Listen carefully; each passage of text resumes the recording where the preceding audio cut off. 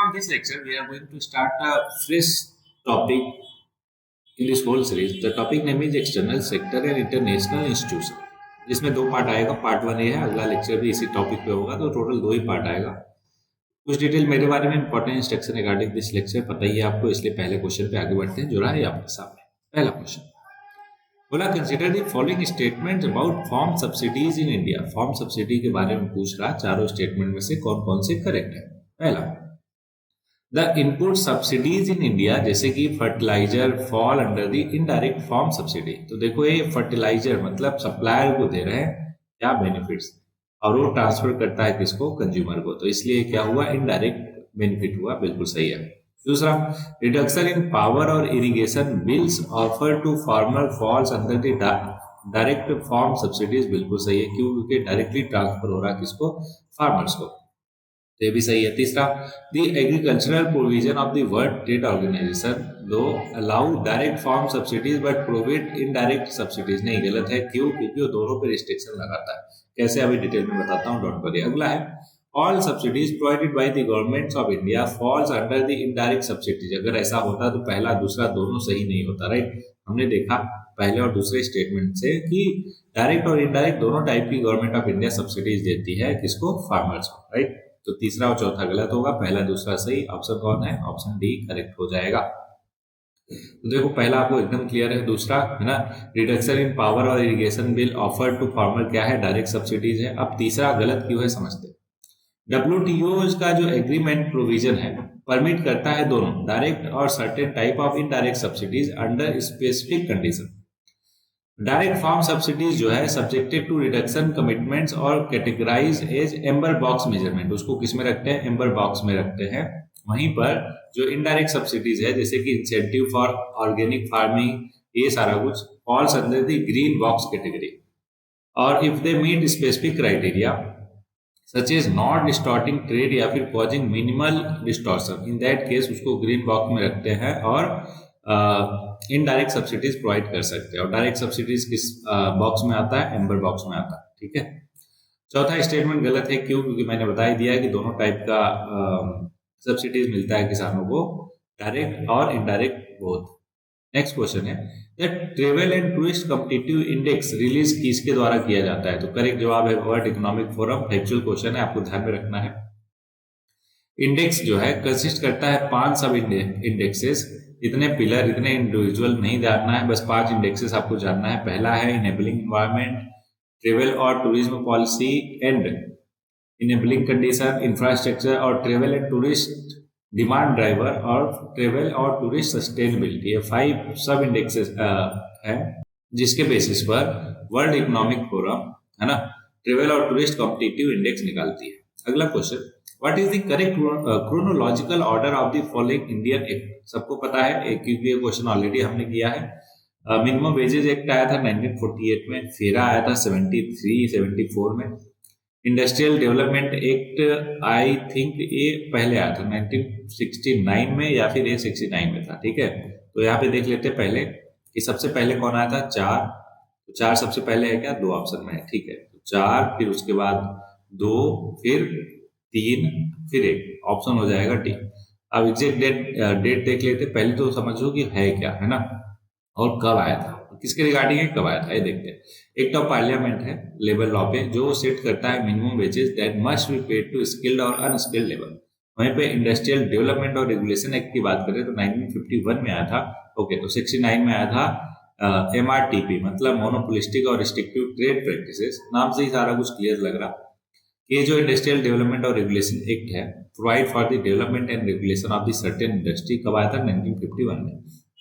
वहीं पे MRTP की बात करें तो ये भी क्या है, rules for regulating unfair trade practices और मोनोपोलीज इन बिजनेस, कब आया था, 1969 में। और फेरा सबको पता है 1973 में आया था, जो रेगुलेट करता है डीलिंग इन फॉरेन एक्सचेंज और foreign security with the objective of conservation of foreign exchange resources of India and its proper utilization in the economic development of India।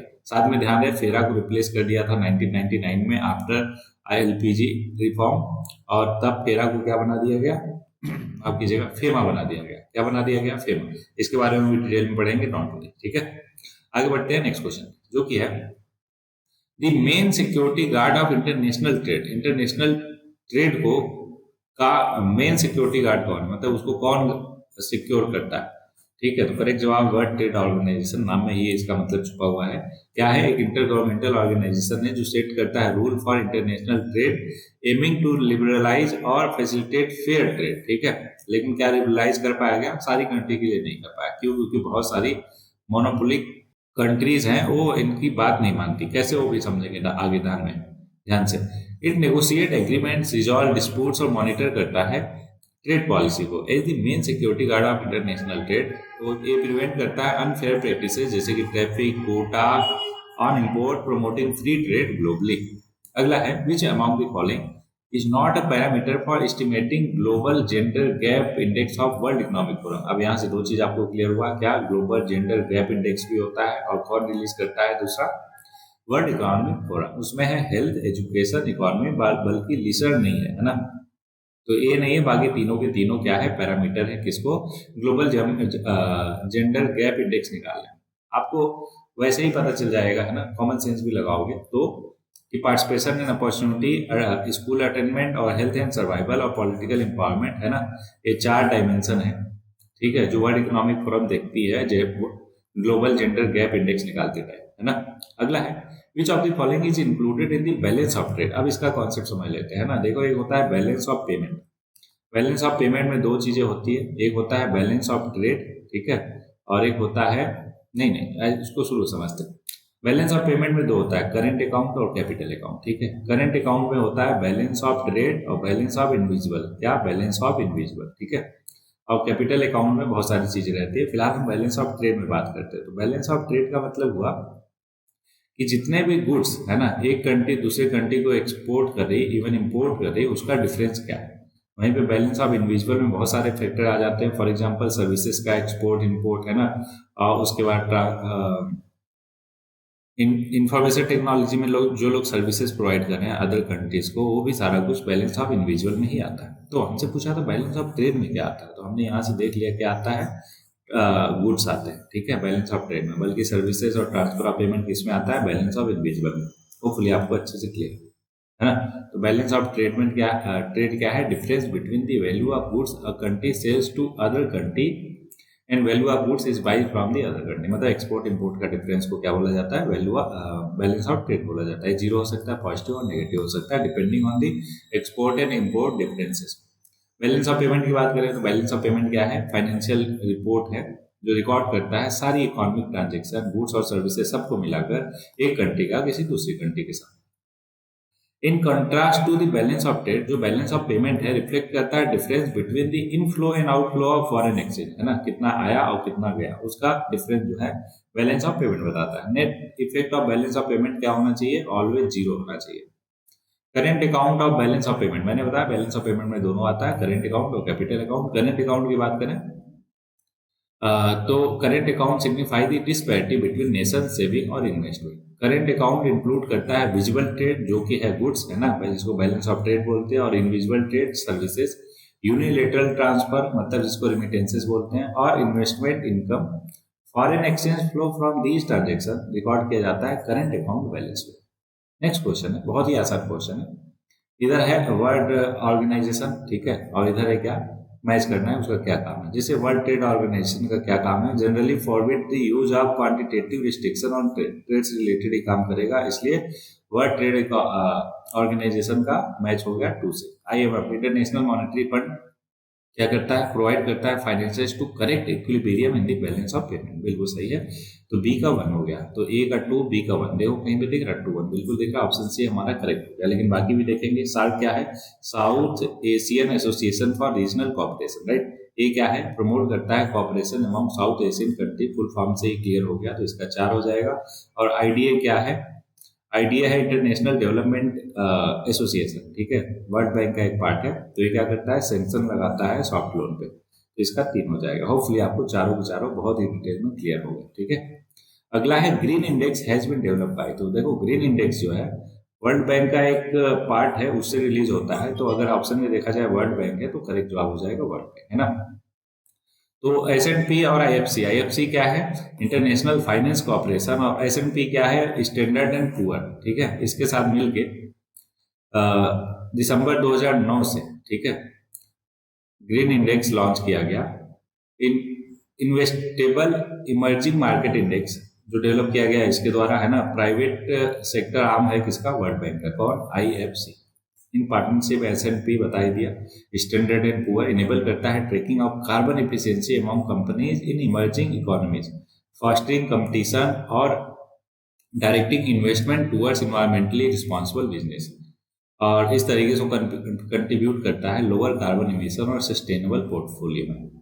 कुछ फीचर्स जो है ग्रीन इंडेक्स का, जो S&P और IFC investment emerging market index भी कहा जाता है, इसके द्वारा कुछ इस तरीके का क्या, मोबिलाइजिंग कैपिटल को मोबिलाइज करता है, promoting competitiveness, access to long term investment, emission reduction, sustainability reward और अलाइंड विद क्लाइमेट गोल्स, ठीक है। अगला है duty drawback imply. Duty drawback का मतलब मैं समझा देता हूँ क्या होता है। मान लो कोई कंट्री, हमारे इंडिया में कोई लोग जो है इंपोर्ट करते हैं कोई सामान, जिसको मैन्युफैक्चर करके या फिर उसमें चेंजेस करके फिर उसी को एक्सपोर्ट करते हैं, ठीक है। तो यहाँ से जो इंपोर्ट कर रहे हैं एक्सपोर्ट करने के लिए, क्या कर रहे हैं, इंपोर्ट कर रहे हैं फॉर एक्सपोर्ट, है ना। मतलब वो गुड्स जिसको इंपोर्ट किया जाता है सोनली फॉर एक्सपोर्टिंग पर्पज, उनपे एक ड्यूटी ड्रॉबैक एक्ट करता है, जो ये बोलता है कि जितना भी हम ड्यूटी लगा रहे हैं आपके इंपोर्ट पे, तो वो ड्यूटी जो है नहीं लगाएंगे अगर आप उस सामान को एक्सपोर्ट करने के लिए मंगा रहे हो तो। इसी को क्या बोला जाता है, ड्यूटी ड्रॉबैक बोला जाता है, ठीक है। Excess rate of import duty या refund of import duty to exporter, बिल्कुल सही है। तो ऑप्शन बी जो है करेक्ट हो जाएगा, है ना। ड्यूटी ड्रॉबैक क्या है, कि refund of import duty that is paid on the goods जो यूज किए जाते हैं प्रोड्यूस करने के लिए एक्सपोर्टेड गुड्स, और this refund is intended to offset the cost of import duty, ठीक है। ये कहाँ पे मेंशन है, कस्टम ट्रैफिक एक्ट 1975 में मेंशन है। वैल्यूएबल इंसेंटिव फॉर एक्सपोर्टर, है ना, ये कहा जा सकता है ड्यूटी ड्रॉबैक को, ठीक है। और 3 टाइप के होते हैं ड्यूटी ड्रॉबैक, क्या क्या, एक एक्सपोर्ट प्रमोशन कैपिटल गुड, ये क्या होता है, दीज आर गुड्स जो इंपोर्ट किए जाते हैं बाई एक्सपोर्टर और यूज किया जाता है एक्सपोर्टेड गुड बनाने के लिए। और export EPCG goods are eligible for refund of import duty. वहीं पे एडवांस ऑथराइजेशन क्या कहता है, एक type of duty drawback scheme है जो अलाउ करता है एक्सपोर्टर को पहले तो इंपोर्ट कर लो गुड्स को without paying any import duty, फिर एक्सपोर्टर जो है required to export the goods within a specified period of time. ऊपर वाले में क्या बोला था कि चलो पहले आप ड्यूटी पे कर दो, हम रिफंड कर देंगे अगर आप एक्सपोर्ट करते हो तो। ये क्या बोला कि चलो हम पैसे नहीं ले रहे, मतलब इंपोर्ट ड्यूटी नहीं लगा रहे हैं, बट आपको एक स्पेसिफिक पीरियड में उसको जो गुड्स आपने मंगाया है उसको एक्सपोर्टेड गुड्स में प्रोड्यूस करके भेजना होगा, एक्सपोर्ट करना होगा। अगला क्या है, पोस्ट एक्सपोर्ट इनवॉइसेस। ये नाम में ही लग रहा है पोस्ट एक्सपोर्ट, मतलब जब आपने एक्सपोर्ट कर दिया, पहले तो ड्यूटी पे कर दिया आपने इंपोर्ट करते टाइम, फिर जब आपने एक्सपोर्ट कर दिया इसको, उसके बाद इनवॉइसेस दिखाने के बाद हम आपको रिफंड, है ना, दे देंगे, right. Scheme that allow exporter to claim a refund of import duty after the goods have been exported. अगला है, which of the following country is not a member of Asia Pacific trade agreement APTA. तो correct जवाब है Myanmar जो है उसका नहीं है, बाकी लाओ, डेमोक्रेटिक पब्लिक, नहीं डेमोक्रेटिक कुछ तो है, अभी देखते हैं क्या फुल फॉर्म है इसका। तो म्यांमार नहीं है मेंबर इसका, ठीक है।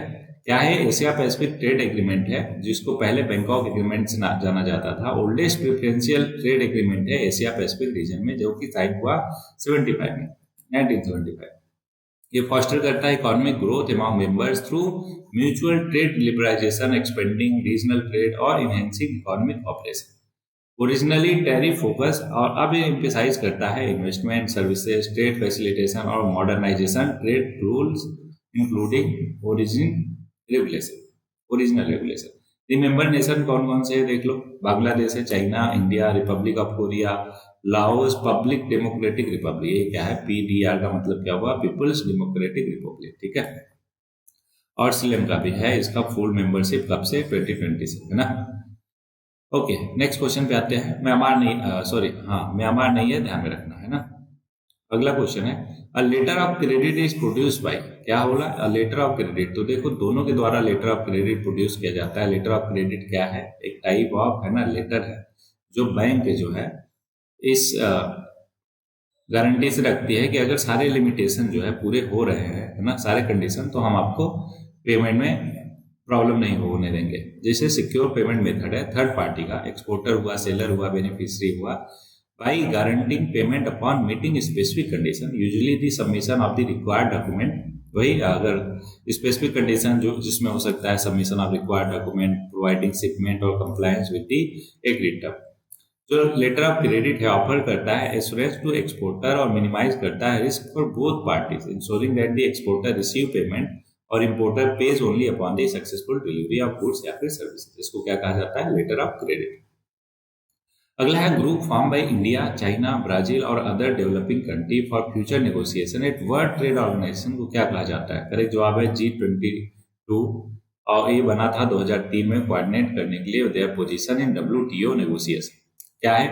जितने भी मतलब ये 22 डेवलपिंग है ना कंट्रीज का एक ग्रुप है। अभी तो ये 134 हो गए country, right, including India, China, Brazil, South Africa और others. They aim to address the perceived dominance of developed country और advocate for fair treatment in area जैसे कि agriculture, service, intellectual property right during the Doha round. 77 group क्या है? Establish किया गया था 1964 में बाई 77 डेवलपिंग कंट्री। अच्छा माफ कीजिएगा, ये G22 नहीं, ये G27 क्या हो गया? अभी इसमें कितने मेंबर हो गए? 134 मेंबर कंट्री हो गए। ठीक है, तो इस लेक्चर में इतना ही था क्वेश्चन। होपफुली एक एक क्वेश्चन आपको बहुत ही बेहतर ढंग से क्लियर होगा। तो आज का कोड देखते हैं कि if you want to build a ship, don't drum up the man together wood divide the work and give order, instead teach them to yearn for the vast और एंडलेस। तो अगर आपको एक शिप बनानी है ना, तो ऐसा ना करो कि सबको इकट्ठा करो, है ना, और बोलोगे लकड़ियाँ लाओ, फिर सब में काम डिवाइड कर दो और उन्हें ऑर्डर दो। नहीं, उनके अंदर ही आप ललक जगाओ, है ना, ये आप कॉन्फिडेंस लाओ, सो दैट पूरे समंदर पर कब्जा कर पाए, मतलब पूरे समंदर में इन कर पाए। इनका मतलब होता है कोई भी चीज को बहुत ही मजबूती से हासिल करने की इच्छा, चाह। ठीक है, होपफुली आपको ये कोड अच्छे से समझ में आया हो। तो जोत जलाते रहिए, है ना, अपने साथ साथ अपने लोगों में भी बढ़ते रहिए, आगे बढ़ते रहिए। मिलते हैं नेक्स्ट लेक्चर में।